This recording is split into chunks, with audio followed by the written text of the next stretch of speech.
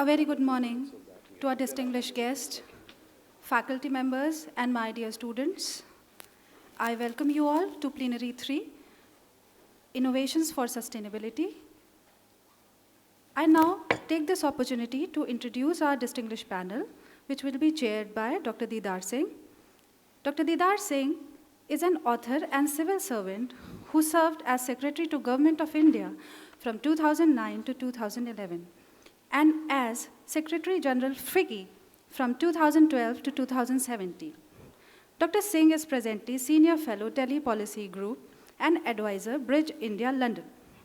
He also functions as Chair of the Diaspora Group Nomad World Bank.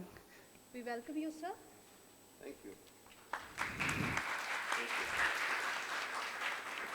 Our next eminent guest is Mr. L. Pugazhenthy. Mr. Pugazhenthy is a former president of Indian Institute of Metals and is the executive director of India-led Zinc Development Association. With about 40 years of experience in the metal industry, Mr. Pugazhenthy is the only Asian so far to receive the prestigious International Lead Medal at Macau, China in 2009 for his significant contribution to the lead industry. We welcome you, sir.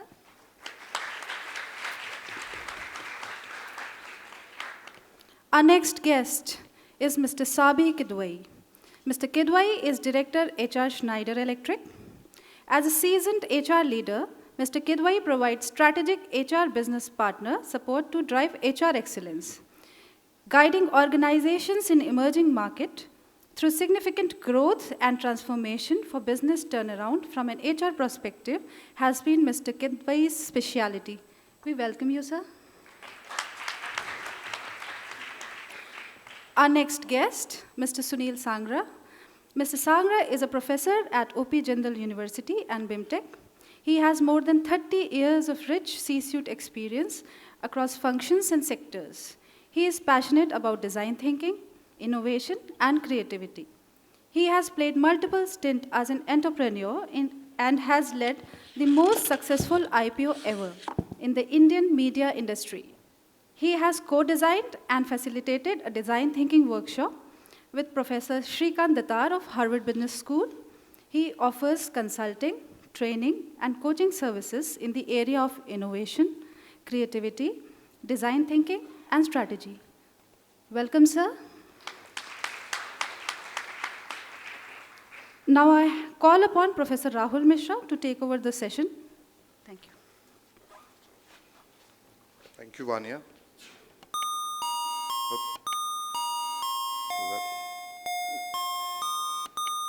Have I missed?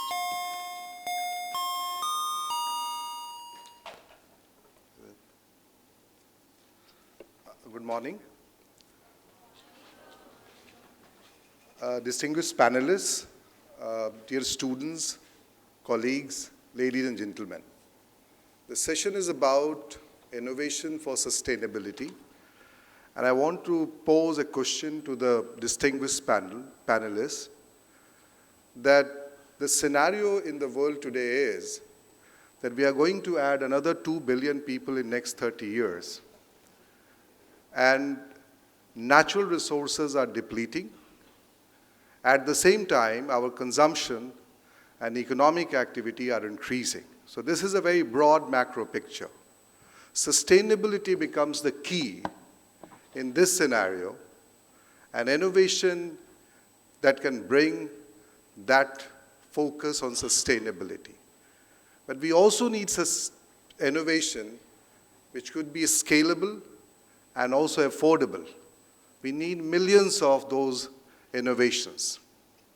And I'm sure that this panel, very, very distinguished, will take us through the different facets for innovation related to sustainability. I would also like to emphasize here one point, that there's a lot of wisdom existing among common people. The villages in India, the tribals in India, our young minds and students, they know a lot about natural way of living and the sustainable way of living. We also need to listen to them rather than telling them what is to be done. I hope that because given the very different kind of varied experiences they have, they will bring in that kind of focus from their own experience. And let me tell you, if I add the experiences of all people on the stage, it will add up to 200 years of experience, with the work experience and that. So that's a great panel. Let's hear from them. I hand over the mic to session chair, Dr. Didar Singh, and over to you, sir. Thank you. Does this work? Okay, good morning to all of you, and thank you, dear panelists, for being here. We have another person who's just going to join us in a bit. We have 5 of us that are going to speak, so the way we're going to do this is we'll speak about 5 or 7 minutes each as opening remarks, after which we'll kind of ask questions from anybody, including Rahul, if he wants to ask any specific question. He's already asked one, but he can do a couple more, and then open it up to all of you to answer. I'll just begin the session by mentioning to you something that you may be already aware of. This concept of innovation for sustainability, the session that we're doing today, this is sometimes referred to as a suitcase term. Do you know what is a suitcase term? A suitcase term is one where you know what's inside the suitcase, but when you open it, you get all kinds of issues that tumble out, which you're not aware were actually there. So today we're going to be discussing issues, and these are people from the industry itself who will be able to tell you what these issues actually are. Now, having described this sustainability and innovation as a suitcase term, let me just mention to you the reality that we are in today. I think all of you are quite aware that sustainability has become the norm. Ever since the United Nations in 2015 decided to have the Sustainable Development Goals, it became a given. Whether you like it or not, every single business, every single enterprise, every single institution like you has to understand what is sustainability and has to manage and bring it into your business and bring it into your life. Now, this is a given. You just heard Rahul ji mention that our tribals already have sustainability in them. In fact, each one of us actually has it. The difficult part is business. The difficult part is economic growth. How do you divide economic growth versus sustainability?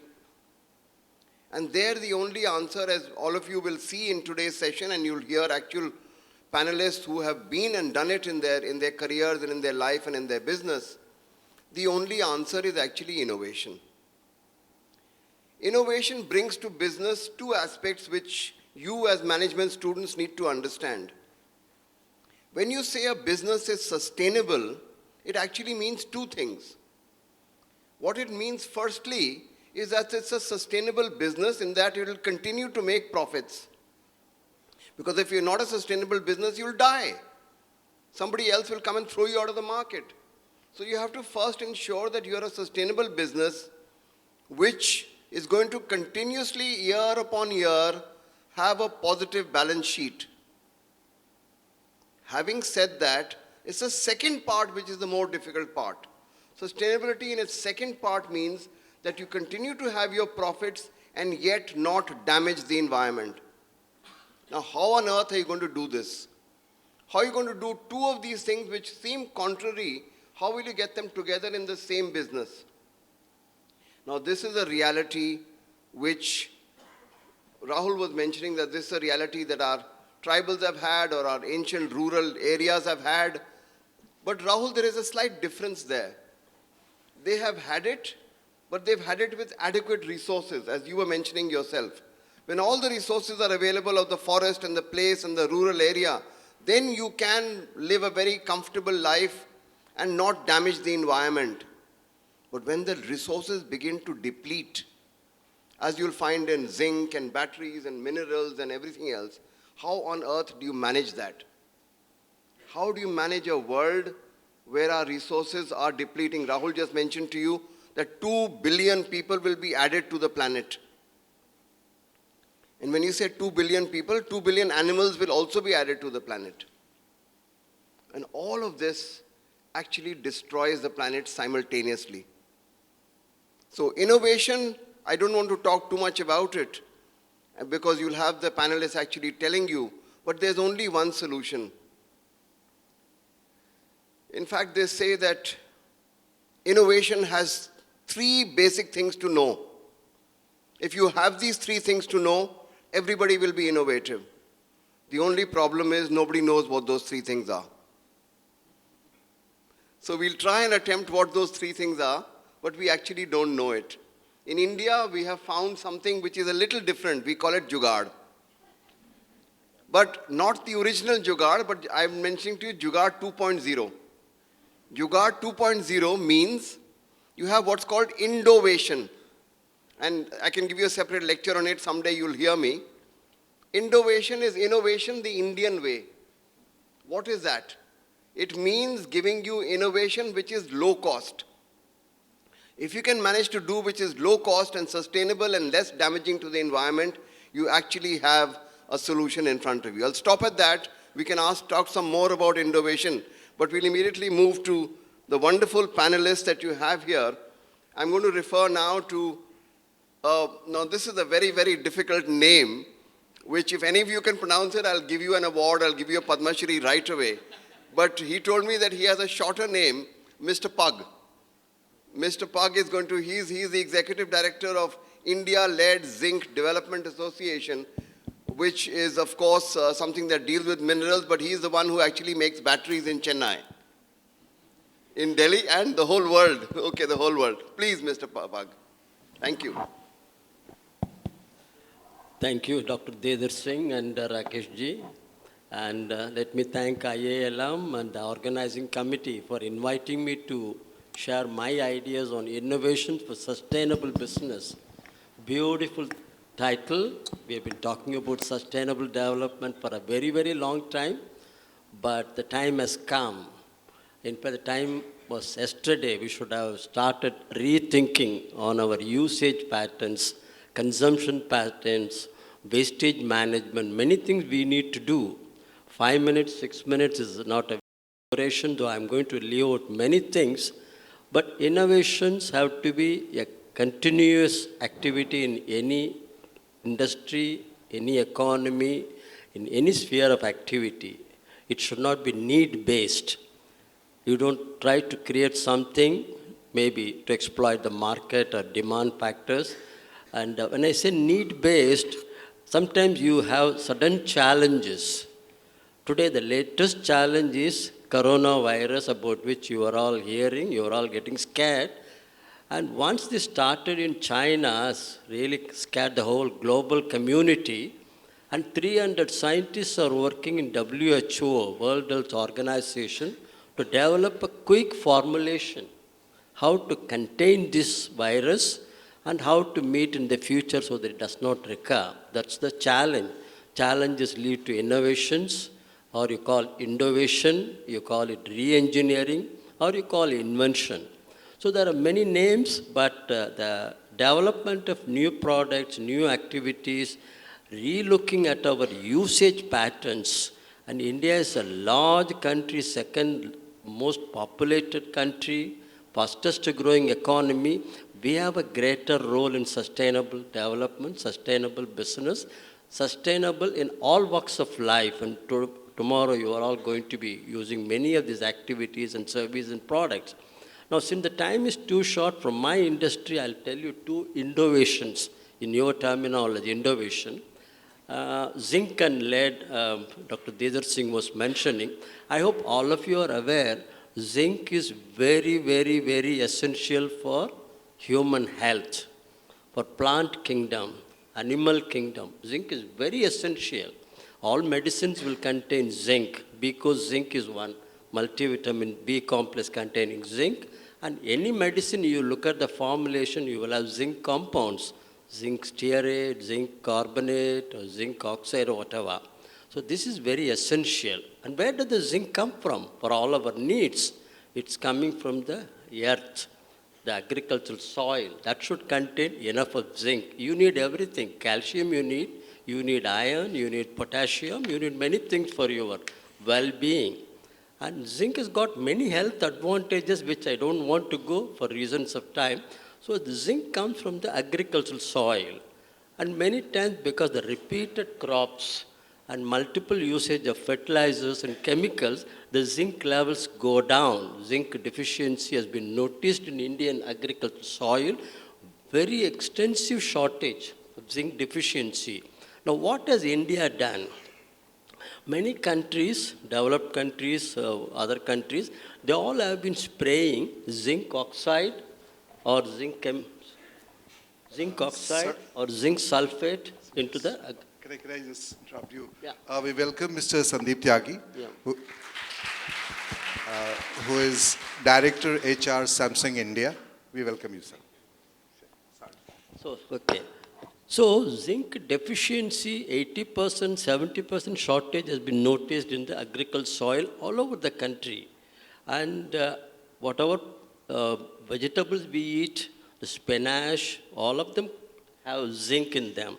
Even non-vegetarian food, fish and mutton, chicken, they also have zinc. And every one of us need 10 to 20 milligrams per day zinc intake. Now, what has been happening in India for a long time, maybe 60s and 70s, we were importing zinc from Australia, Canada, Europe, and converting that into zinc sulfate, which we were spraying into the soil along with the fertilizer. And maybe 70s, 80s, what happened was India became a big growing country, more steel, more zinc for corrosion protection, what is called galvanizing. GI pipe you will be hearing and all that, galvanized plain sheets and all that. So when you do galvanize, there is a waste product forming on the surface of the molten zinc oxide, which is disposed of by the galvanizers. This waste from one industry is a raw material for zinc sulfate manufacturers. There are plenty of small-scale zinc sulfate manufacturers in the country. So zinc oxide coming from a galvanizing plant, corrosion protection application, that's converted very easily with a reaction with sulfuric acid, chilling, packaging, and zinc sulfate. That's a beautiful innovation. India is the only country which has done this extensive deficiency, and you meet your own requirement from your own recovery and recycling. That's one part from my industry, innovation. Coming to the second one, lead battery you mentioned. Lead battery, all of us are using auto batteries, cars, scooters, motorcycles, buses, coaches. Everywhere you are using inverters in the house, UPS below your computer, everywhere you are using lead battery. Now e-rickshaws are coming, again lead battery would be there. So India is a large producer and user of lead batteries. There are many, many companies. Exide is one, Amaron is one, maybe Luminous is other. There are plenty of small and medium-sized lead battery manufacturers. Only the life cycle varies or the price varies. Now coming to this lead again, normally internationally, lead is recovered from the natural resource, galena. Some of you would be knowing lead sulfide. That is the ore from which lead is manufactured and then used in batteries and many other applications. What is the innovation in lead? Now, we use so much of batteries in the country. All the applications I told you, below your rail coaches, you have a bank of lead batteries. Telecom towers, you have an air-conditioned cabin, you will have 10 or 12 lead batteries there. So plenty of lead batteries we are using. We are collecting it, recycling the lead, reusing the lead, again recycling, reusing, triple R. That's exactly we are doing. And 85% of our requirement, 1.2 million tons of lead we are consuming in this country, and 85% comes from recycling. And this is again a beautiful thing. We are not dependent on mining, we are not dependent on more usage. So that's again another innovation which India has done. That's good for the innovation. Excellent, thank you very much. Superb. So he's really told us how recycling is the key. And that's a very India kind of activity where I guess, and I'm sure you're studying this in your courses also, how much recycling takes place in India. Having said that, may I now turn to Mr. Kidwai, who's from Schneider. Again, a very famous company, and I'm sure that he'll have business applications of how his company is doing innovation. Thank you, sir.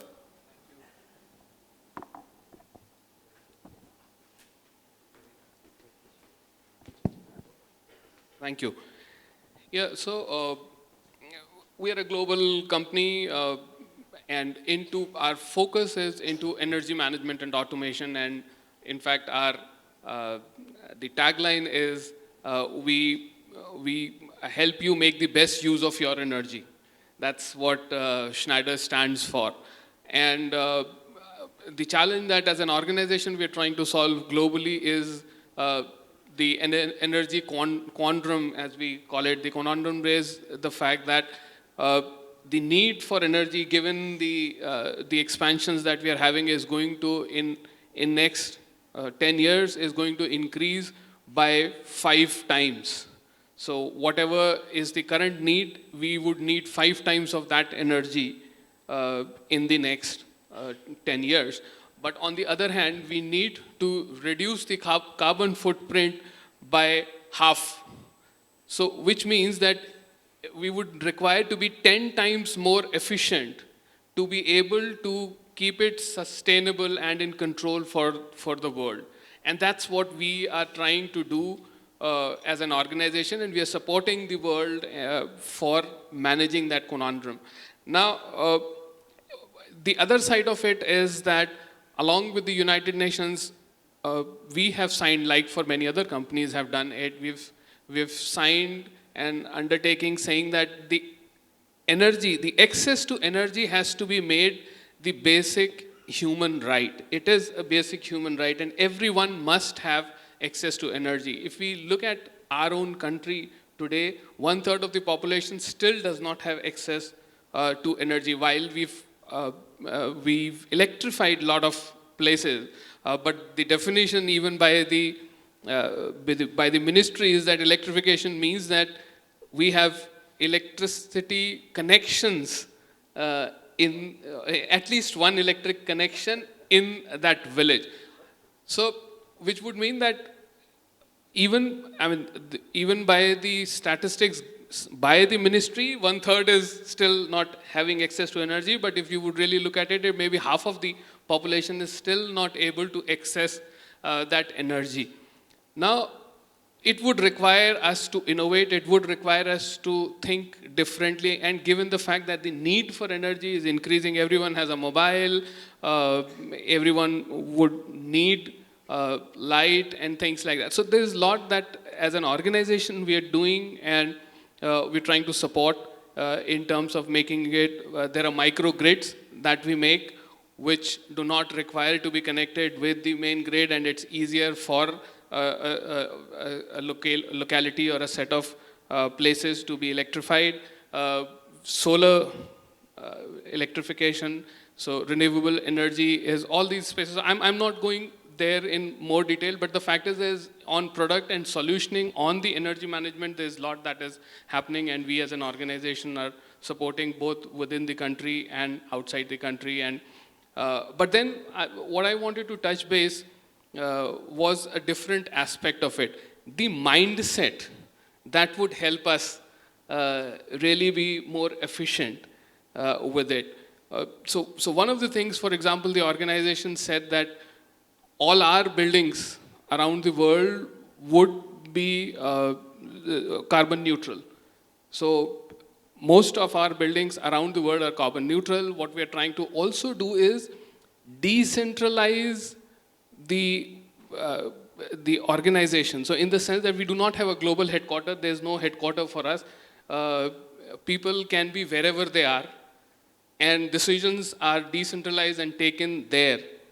As a result, we are reducing the travel, the movement of people as much as possible, utilizing digital means to make sure that we do not add to the carbon footprint.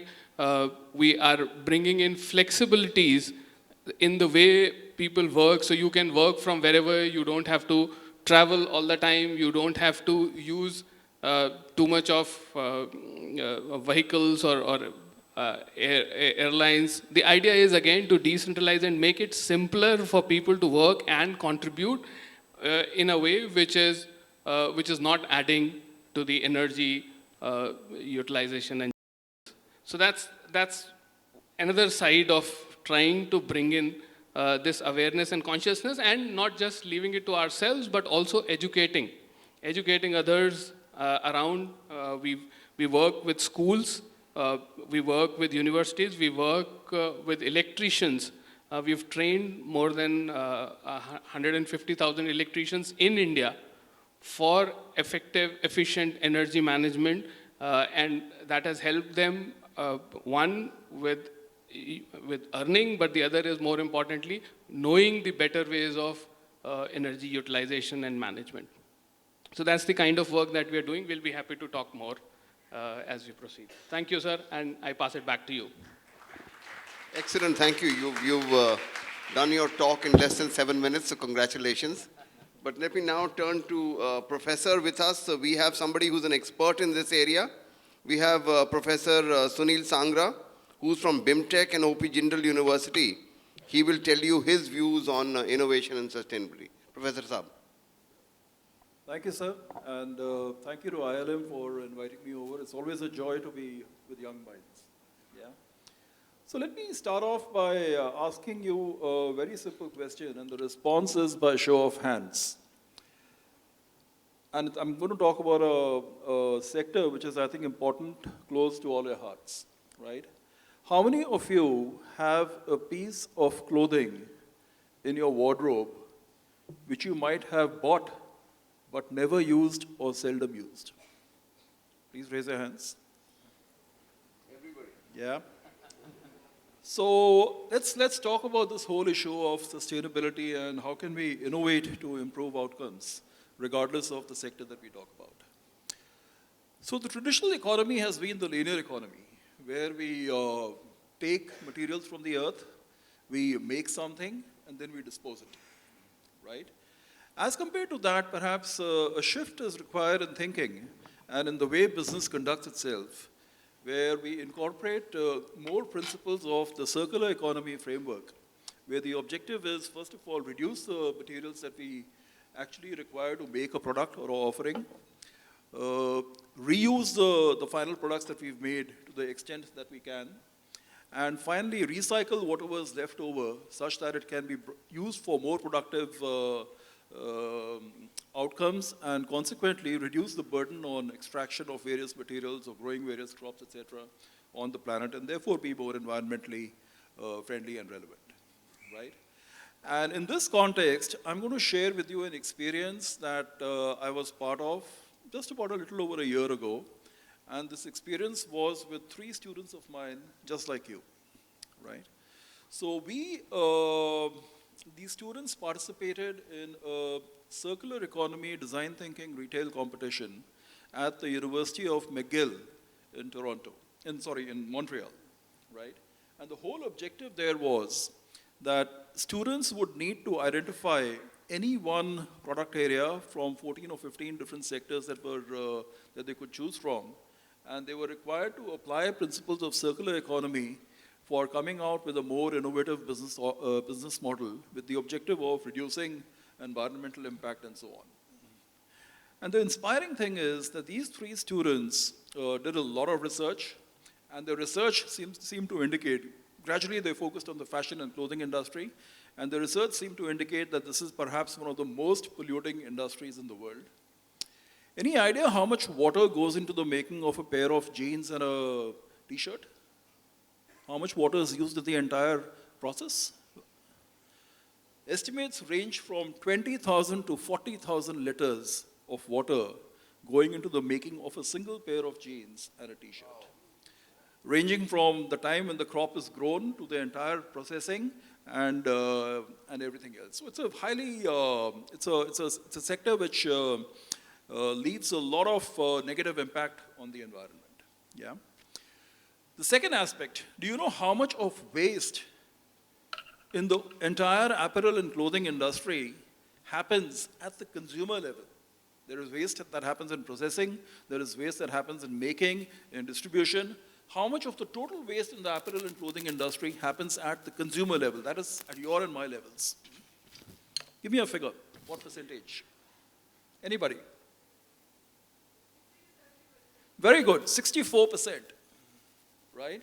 So we are responsible as individuals, as consumers, for a lot of waste that is actually being generated by this industry, right? And therefore, inspired by all of this, these students, their entire approach was, how can we enhance reuse and recycling of clothing and apparel and fashion products and so on, right? Think about another dimension. They also did some research on how much do you invest in a piece of clothing or in some clothing garments and so on, and what is the frequency of use, right? And obviously, what stood out was the wedding trousseau, right? You invest a huge amount in making your wedding clothing, but you use it only once in your lifetime, right? And this further inspired more thinking that how can we bring about more reuse for something like this, which actually can be a cause of so much environmental impact across the world, right? So based upon this, they actually have started now working on a business model. The presentation they made in Montreal was one thing, but thereafter they've all passed out from the institution where I teach, and they are actually now working together, the three of them, to see, they're working on the sidelines of the corporate roles that they have, to see whether they can actually bring about a new business model to address this.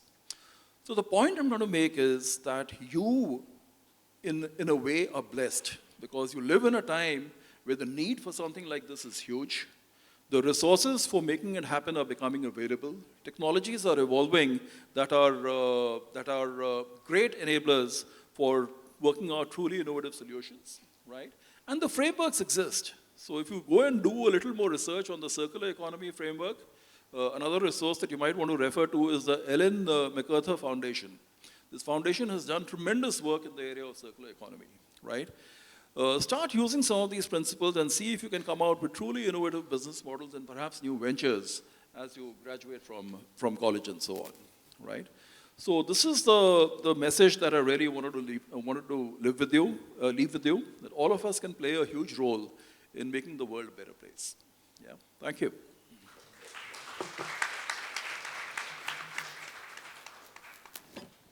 Thank you very much, Sangra Sahab. You've really told us the reason why our jeans are so valuable. 40,000 liters, and there's only one person wearing them in this whole place. So you can see how valuable his jeans are. Well, he's really hit the nail on the head, saying that things of common interest that we use all the time may actually have a very, very severe environmental impact. So how do we manage to handle that now? Your youngsters, your generation will have to handle it. We failed. We were the jeans generation. We failed. Okay, now we have a secret for you. We have another gentleman who's just joined us, Mr. Sandeep Tyagi. His name was not here because he wanted to remain as the key secret speaker. So, Sandeep ji, please tell us about your company. He's from Samsung, by the way, and he's going to tell us how Samsung are actually doing innovation in business. Thank you, ji. Thank you. Thank you very much, and good morning, all of you. So innovations are at core of Samsung's business model. We are world's top 3 innovative companies, and all our business products are basically designed around innovation. So 2016 was the year when Prime Minister, popularized the whole concept of Make in India, 2015, I think. And Samsung in 2016 picked on that theme of Make in India and took a step forward of making it Make for India. So certain products which are designed for Indian customers, Indian consumer needs, Indian environment needs. So these were certain needs we came across when during our customer research surveys. And some of the most popular business decisions were taken in this initiative, which was called Make for India. So if you remember, there was a mobile phone which came with a safety feature which was called S-bike mode. This mobile phone was this model was Samsung Galaxy J7, very popular model, one of the highest selling models, had a safety feature. Now, you see, Indians use two-wheelers very, very much, very large in numbers. Two-wheeler population is extremely large. And we are also in the habit of always picking up our calls, and it's a big safety hazard while driving. So when this safety hazard was detected, analyzed, so we came up with a feature in, which is called S-bike mode in one of our most heavily selling model, J7 it was called, where a customer on the move, a person, driver on the move, can activate his S-bike mode. S stands for safety, and the caller would, on its own, would come to know that once that S-bike mode is activated, that the person is on the go, he is on the move. So it is an automatic, once, you know, when a driver starts on his two-wheeler, he can activate it. So whenever a person is calling him, he will get an auto message that the person is on the move, and he would probably call him back. There were other features also, like motion lock. Now, once the motion lock is activated, customer would, the driver would not be able to answer that call once that S-bike motion lock is activated. So such were the features which were analyzed looking at the safety hazards and the mishaps which were taking place in India. Road safety is a very big concern in India. Another very critical example of Indian customer needs, when we wash clothes, we tend to scrub clothes very heavily. We do not rely on just the cleaning of the washing machines. So scrubbing is very, very important for Indian customers. So when we launched our washing machines, when we got to know this need, we introduced a feature called Active Wash. Now what Active Wash means is, there was a platform built inside the machine where before you put your clothes for washing, there would be a separate chamber where the clothes can get scrubbed, because otherwise, you see, especially for women, because they maintain the house, so they would tend to scrub the clothes. So as a feature for women, this comfort, we introduced this feature where the scrubbing takes place separately, and then you can put the clothes for washing. So these are certain features which have been designed, introduced specifically for Indian customers, keeping in mind the Indian customer needs. So innovations have been coming up, and we are working on future technologies also. Now, how innovation system works in Samsung, in our headquarters in Korea, we have projects which are taken up for innovation, and there are innovation labs. So employees are given a choice to join those innovation labs and can take up that project. And like a startup, you are given seed funding for that. Now, it's about, the duration is about a year. You can continue even after a year.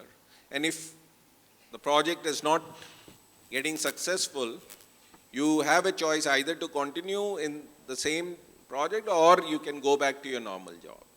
So, due to all these features, innovation is very, very highly propelled inside the company. In India, we partner with IITs, triple ITs. IIT Delhi, we are partnering for setting up, we have set up innovation labs there, and we fund a lot of startups coming out of the innovation labs in IIT Delhi. We have also partnered with triple IT at Hyderabad. We set up again an innovation lab, and have been working very closely with Government of Telangana, where on a lot of innovation projects. So, huge amount of work happening, and we want to make our customers, consumers delighted with all our features. Coming to sustainability, with the advent of this law of plastic management, now it's been taken up very seriously within the organization. So, regular activities happen inside the organization for collecting the plastic waste, the old mobile handsets, the old consumer products, and they are collected and employees are rewarded for disposing of their old products. So, green initiatives are extremely important. Even now, in terms of packaging, a lot of innovations are taking place where we used to use chemicals. Chemicals was a very, very commonly used chemical for packaging. We are moving on to paper-based packaging. Now, mobile phones and these products, electronic products, are very, it's highly risk-oriented, and damage possibilities are very high. So, a lot of innovation is required if you replace existing packaging material. So, sustainability is extremely key, and we continuously keep on working on innovations in these fields. Excellent. Thank you very much, Tyagi Saab. You've heard some very, very interesting examples, and you've heard some very, very interesting issues which have been actually brought out. We had from the whole sort of battery industries, you were told of how it's, he made a very interesting statement, Mr. Pug, here. He said that innovations is a continuous activity. So it's not as if you do it only for 1 year or you do it for 6 months. You have to do it for lifelong.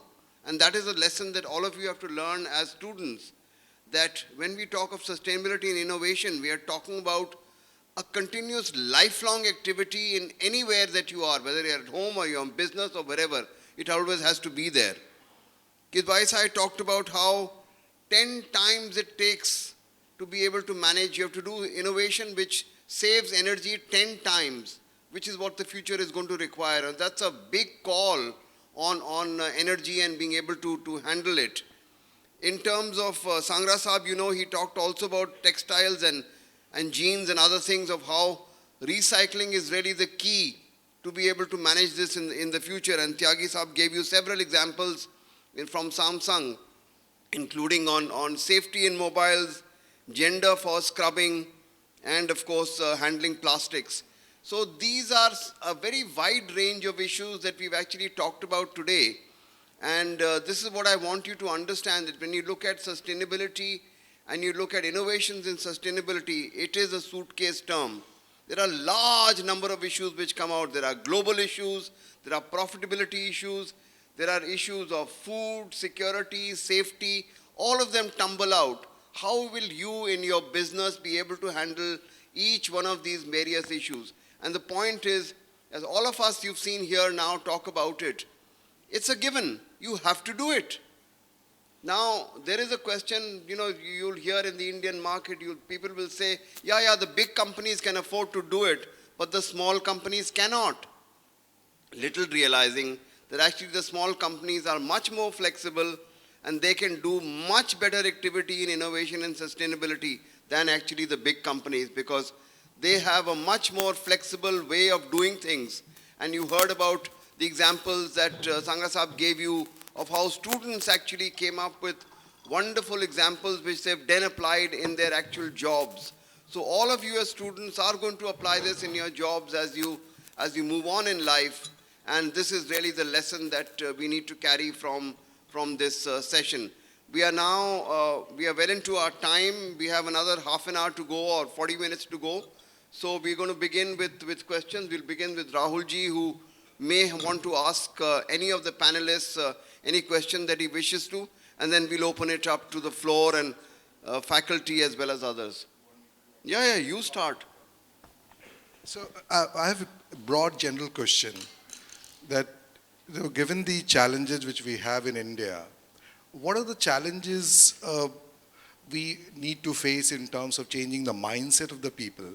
Because we believe that the more we consume, the better we are, And if this mindset is going to continue, and the companies are making profit, and we have got more and more economic activity happening, so how to change that mindset that maybe the less is more, We have got the ancient wisdom also with us, but the current wisdom is the more we consume, the better we are, and more prosperous we are.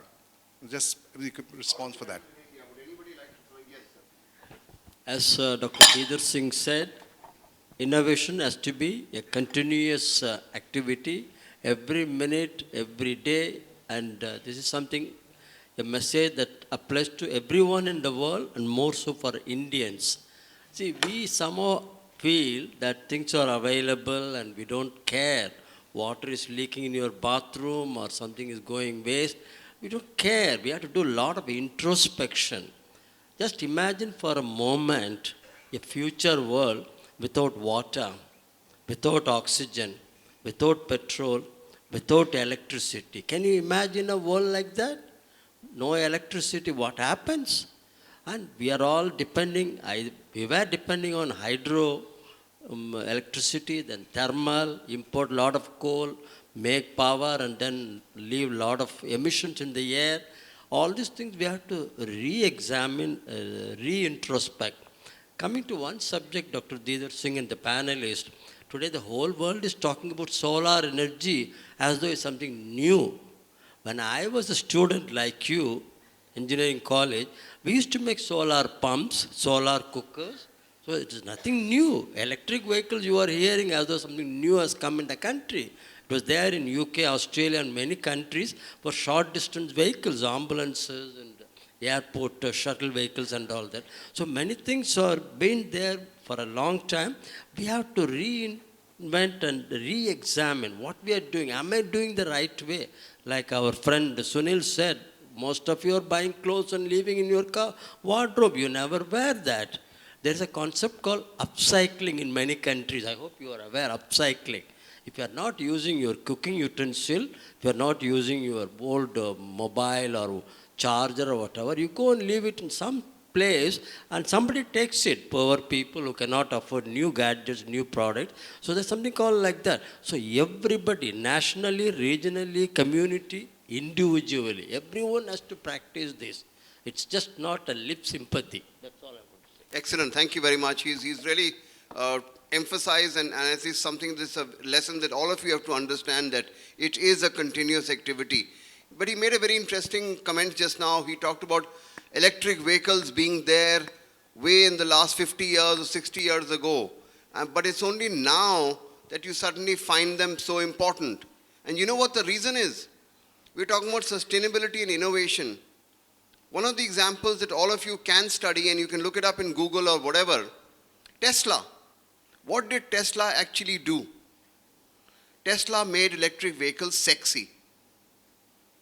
That is really the key. How did he make it so important, so well designed, that even though he's actually losing money in his company, his net value is 10 times what the value of the company is, or maybe even 100 times the value of the company. It's in several $billion.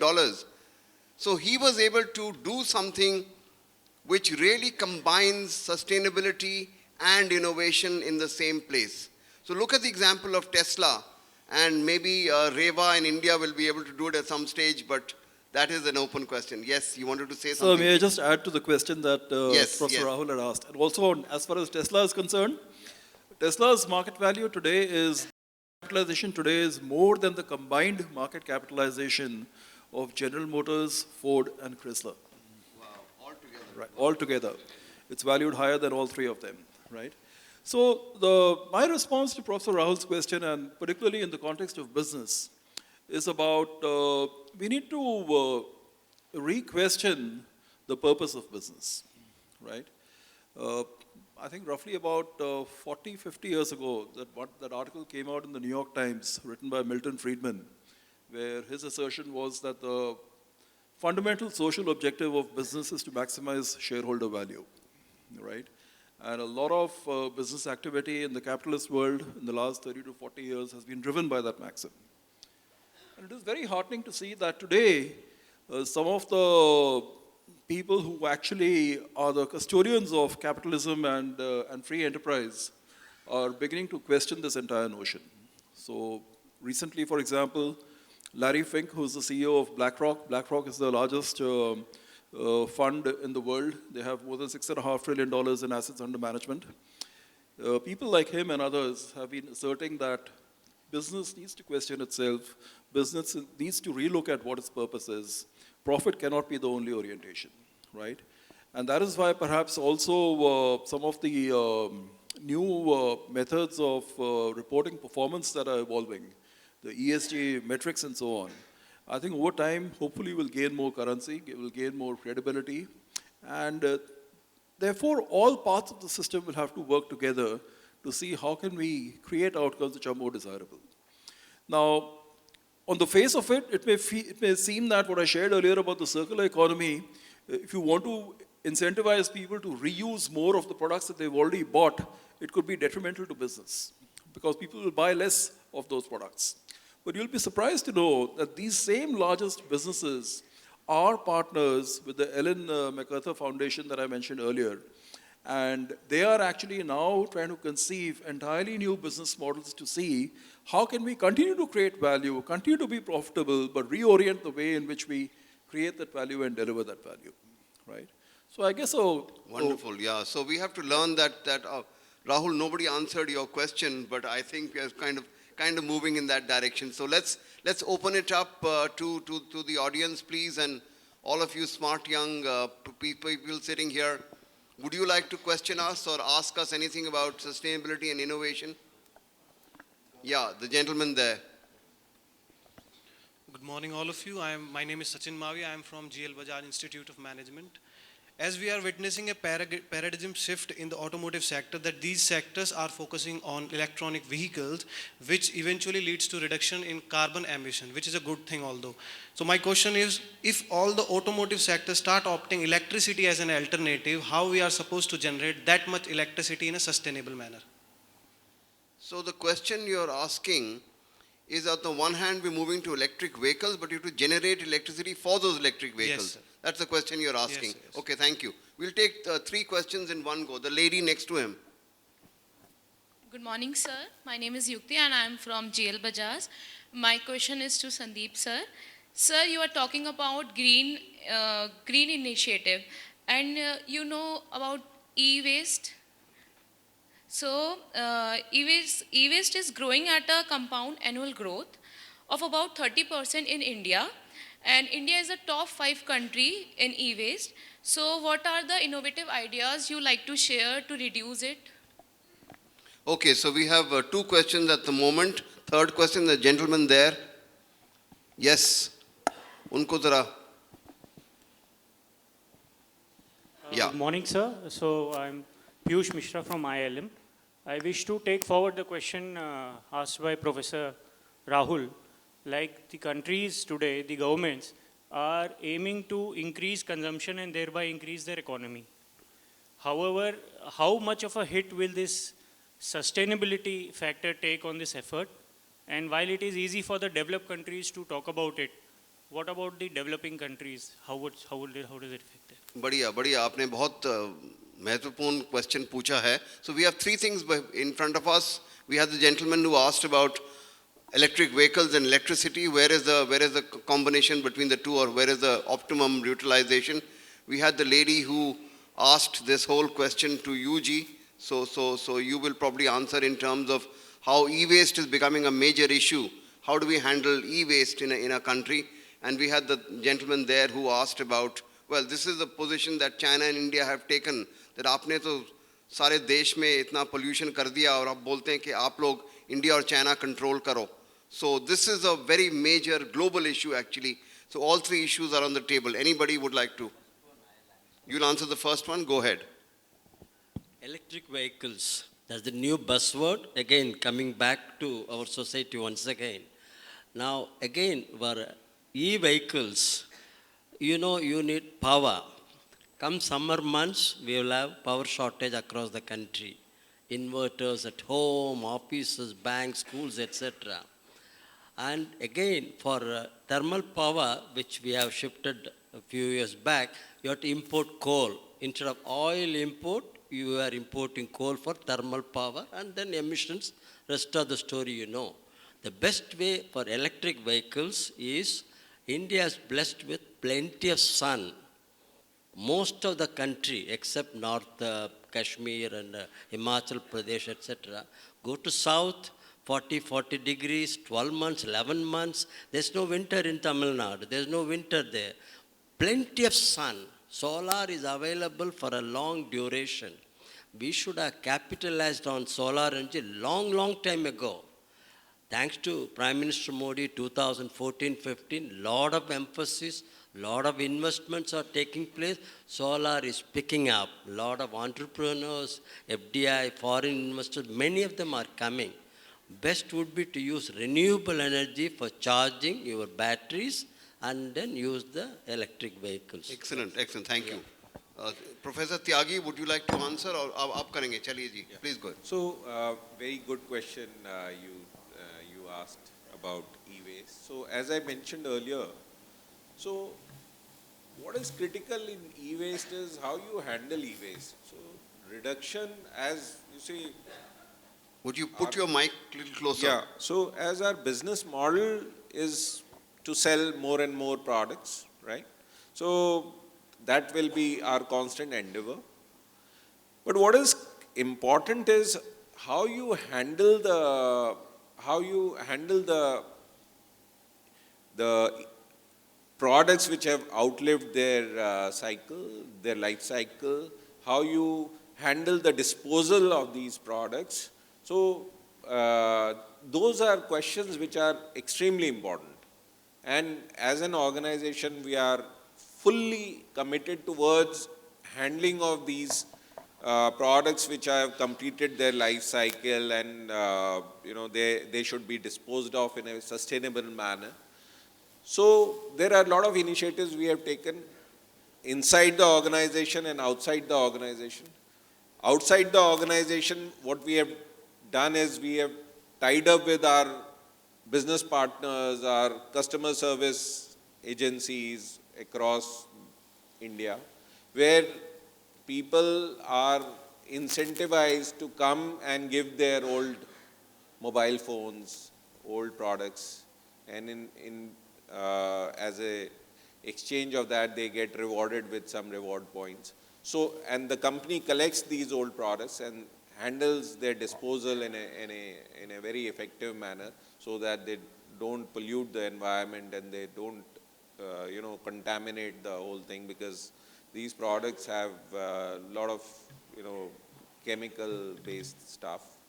Inside the organization, again, employees are rewarded for bringing those products back, and we give them plants as a gift when they bring in the products. So huge amount of products are collected like that. I've seen within the organization, I've myself seen huge amount of products and there's so much of excitement within employees to come and bring their old products. So these are some of the ways. I spoke earlier about packaging, changes in packaging. So the whole packaging in consumer electronics, mobile industry is extremely important because products are fragile. They need to be handled with care. So from earlier from thermocol based packaging, the move has shifted to, it shifted to chemical based, where chemicals like PET and few other chemicals were used. Now they also, you know, their life cycle, chemical life cycle, huge amount of that. So now the trend is to shift from those chemical-based packing to paper-based thing, which is easily disposable, recyclable. So those are certain initiatives which we are taking in handling e-waste. Excellent, excellent. Thank you very much. Those are some really live examples, and you can see if one company can do it, all of us can actually do it. Sangra Saab, Professor, would you like to answer the question, the developing country versus developed countries, and how the responsibility of handling climate change is now coming to everybody? So I totally agree with the point that you made, sir, which is that the US and the developed world have brought about their share of development by way of huge amounts of consumption per capita and so on. In the process, not only are they pointing fingers towards countries like India and China aspiring for similar levels of development and growth, they are also, in some cases, there have also been situations where entire industries have been shipped out, polluting industries have been shipped out from these countries to the emerging economies like India, China, and so on. Iron and steel being one example. So, and recently we saw what happened, the response of the US government to the climate treaty that happened in Paris some time back, right? So it's a very contentious issue. I mean, I don't have a single answer to it. If someone does, I'll be really, really happy to hear it. But not only this, there are other issues that will confront us in the process of evolution, where I think countries will need to move towards a framework where we can have policies and regulations transcending borders, transcending countries, and these policies and regulations are developed and implemented in the interest of continuity of the planet, sustainability of the planet, so to say, right? So it's an important issue. I'm glad you brought it up. Is there a single answer to it right now? I don't have one, but these are some thoughts that I You're absolutely right. जब आग लगती है, तो firefighter ये नहीं पूछता किसने आग लगाई, वो ये पूछता कि कैसे आग को बुझाया जाए. So this is really the answer to what you're mentioning. It's everybody. Yes, Bidisha ji. From a natural resources perspective, we understand sustainability and the need to pursue it. However, from a business perspective, there are many stakeholders in the society, and I think most of the discussion here is from the business point of view as to what changes the businesses are doing.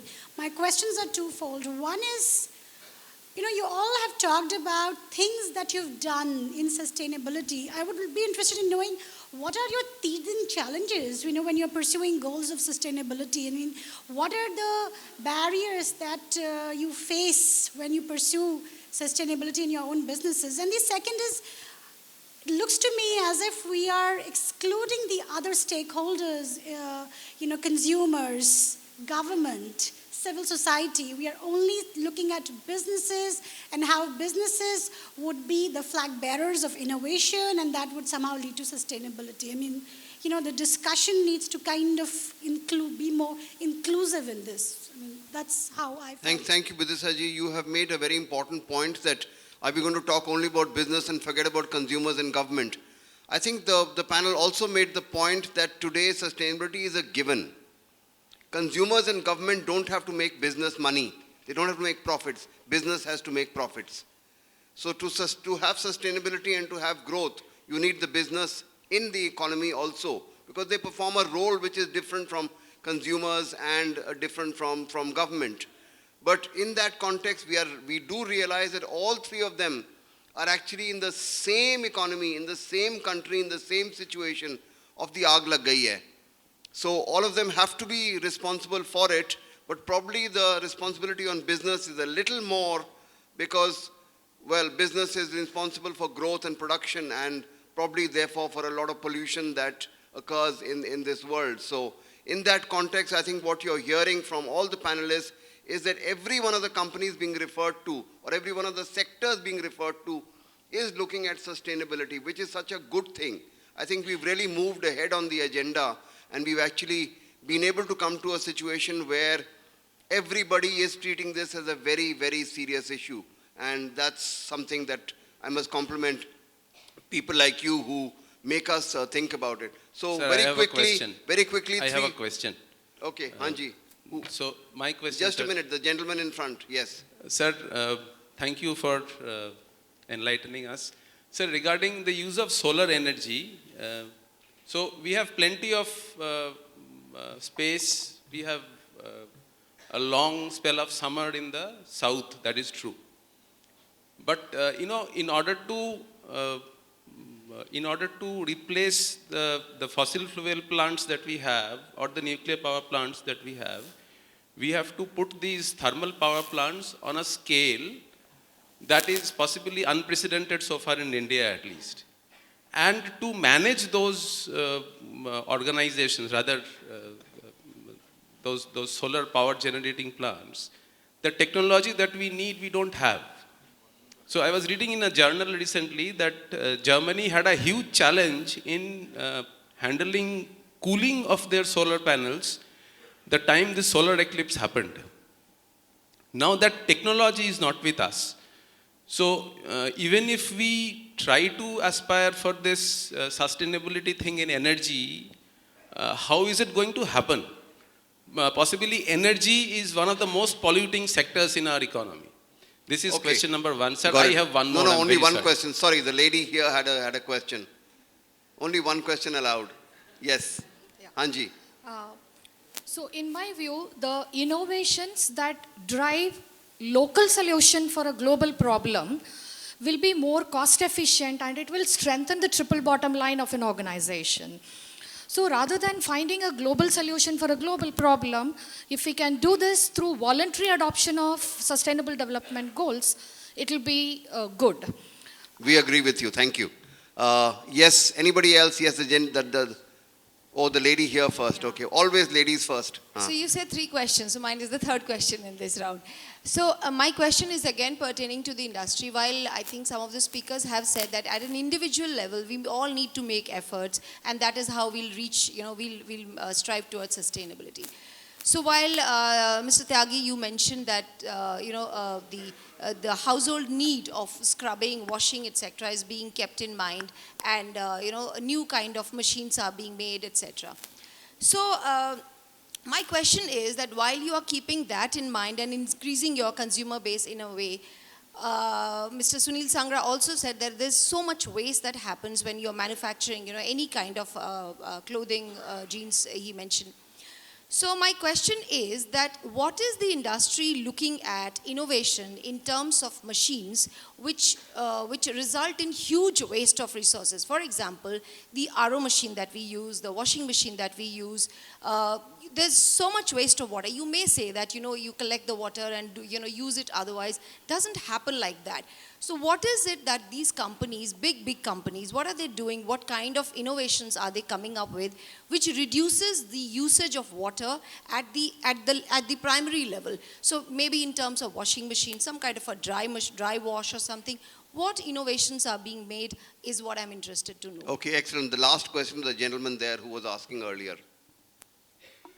Good morning, sir. My name is Shashwat. I'm from IILM GSM. So my question is basically, whenever any new technology is adapted, after a short span of time, the major players will adapt the same technology and gain the trust of the consumer. So what do you suggest to the niche players who are adapting something new innovations? Because there is a huge competition in the market between the niche player versus the major players. So being an expert, what do you suggest to a root player?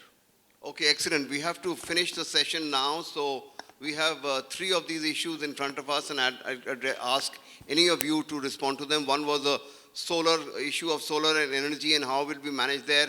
There was a question on this whole business of handling e-waste, what are companies actually doing, and your question there on smaller companies or innovative companies, how are they competing vis-a-vis the larger companies in terms of remaining in the market and yet being profitable.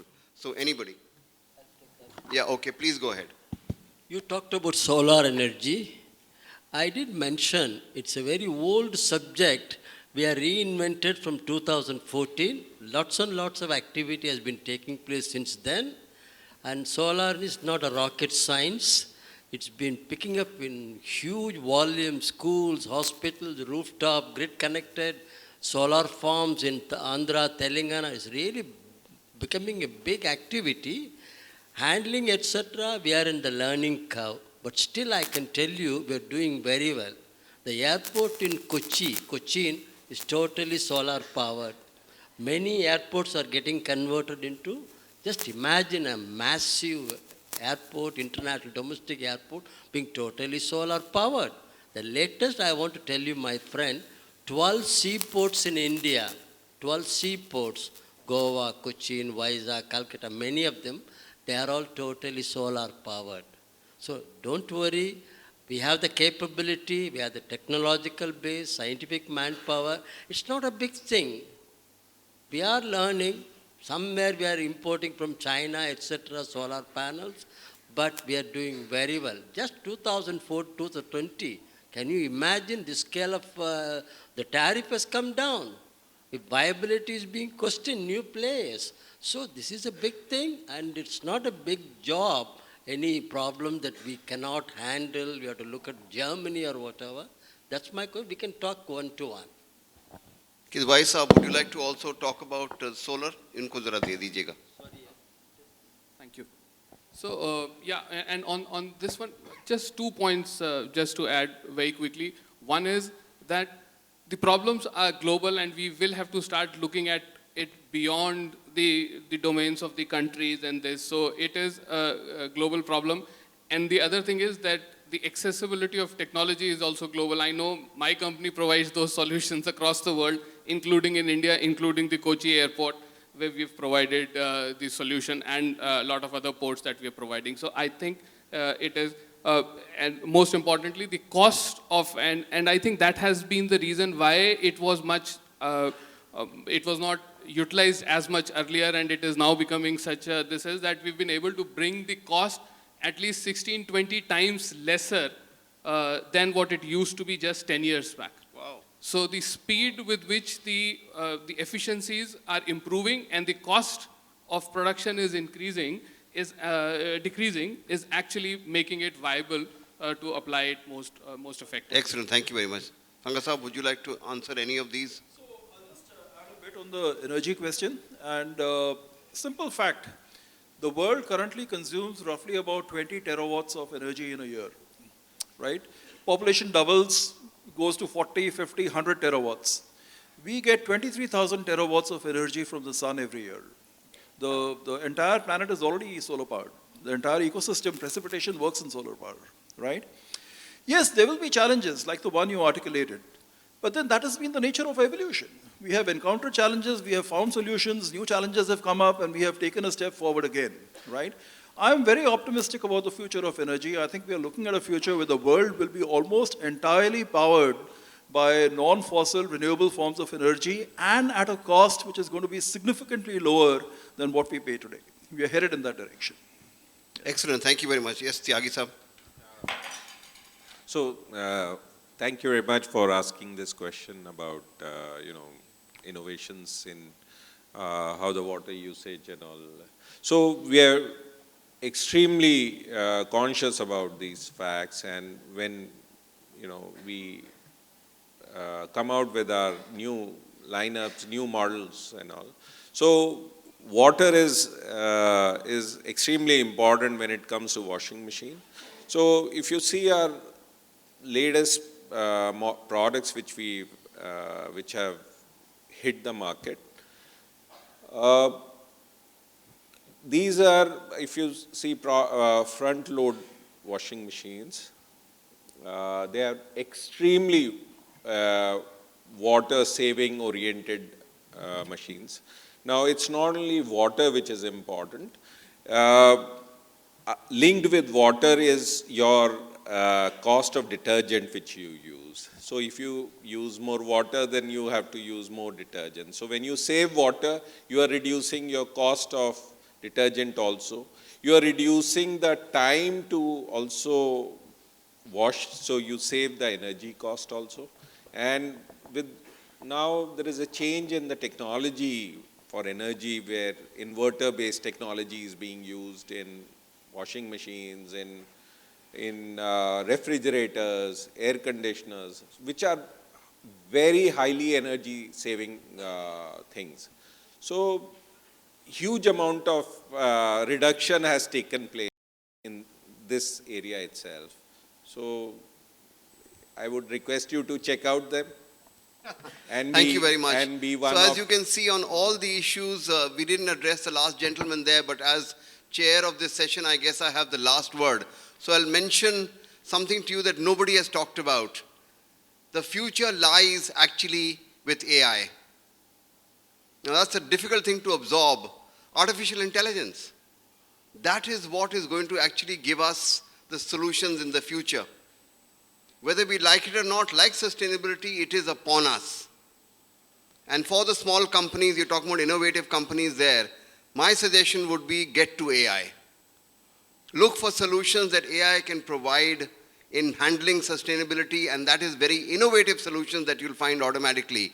And with that, I'll only recommend one thing for you to read. Read a book called Abundance. It came out about 4 or 5 years ago. But Abundance basically says that we are today at a knowledge level where we can find solutions to most problems if we actually apply ourselves. And you as youngsters, your generation, better do it. Thank you very much. It's been great having all the wonderful panelists and having all of you here. Thank you very much. I will now request Professor Rahul Mishra and Professor Vanya Arun to felicitate the dignitaries on the stage.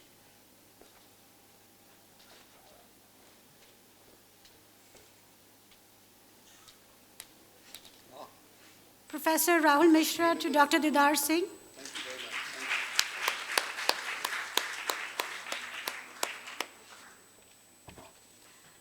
Dr. Vanya Arun to Dr. L. Pug.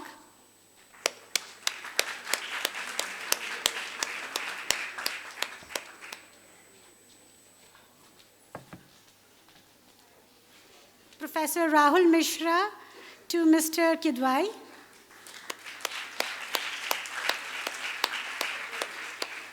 Dr. Vanya Arun to Professor Sangra. Professor Rahul Mishra to Mr. Tyagi. May I request everyone for a photograph?